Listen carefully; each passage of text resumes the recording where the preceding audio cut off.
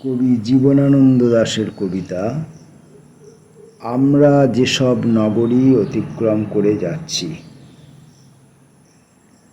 আমরা যেসব নগরী অতিক্রম করে যাচ্ছি সেখানে মজা রয়েছে।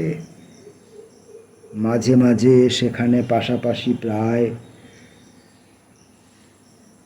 লোকসেবা ও সেবাদাসীদের প্যান্ডেল দেখা যায়। শপথে শপথে বাতাস ভারী হয়ে ওঠে। বহু মতামতের কাঁচা ও প্রবীণ ফিরিস্তির। তারপর অসংখ্য দগ্ধ চুরুটের উপর রাতের হিম। তার উপরে আকাশের শূন্যতা, নক্ষত্রের সরবরাহহীন। মাঝে মাঝে চামড়ার ব্যবসায়ী সদাগরেরা আসে। কোন সব জন্তুদের তারা মেরেছিল, কিন্তু মানুষকে মারেনি। কোলাহল করে, ফলাও করে তারা দক্ষিণ সমুদ্রের দিকে চলে যায়। আমরা নগরীর একদিকে ক্যাম্প খুলে বসে, গেলাসের ভিতরে তাদের সূর্য, লোহিত সমুদ্র, উত্তর সাগর, বেরিং সিন্ধু। তখন অনুভব করি সূর্যের কি গৌরব এবং জলের। আমাদের কিছু নেই বটে, কিন্তু তবু অসম্ভব সৌকর্যের সম্ভাবনা বয়ে গেছে। যদি এই পৃথিবীতে পরীক্ষা চলে একদিন, আমাদের মৃত্যুর আগে, আমাদের মতো মূঢ় লবেজান মটরবাহীদের পিঠের চামড়া দিয়ে।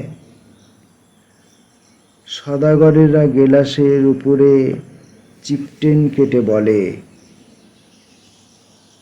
রূপসীদের শোরগোল ও গাধার হাসি, কৃতদাসদের করতালিতে বড় রৌদ্রের ভিতর দিয়ে। সেই সব নগরীর পথ ধরে চলেছি। কোথাও কেউ প্রশস্ত নীল আকাশের নিচে ভূমিষ্ঠ হবে সংবাদ পেয়ে।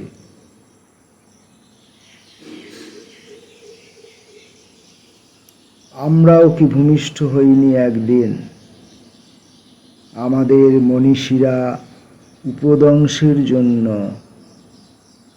সালভারসন তৈরি করে নিকি, এবং অদেহী দেশের জন্য পাড়ায় পাড়ায় দেহতত্ত্বের গান। আমাদের জননীরা দেখো কি করেছিল।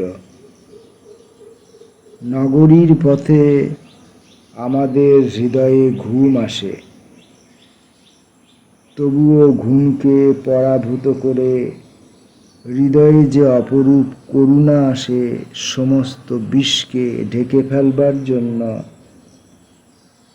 তাকে প্রত্যাখ্যান করে তাকাই আবহমানের দিকে আর নয়, আগামীর দিকে শুধু।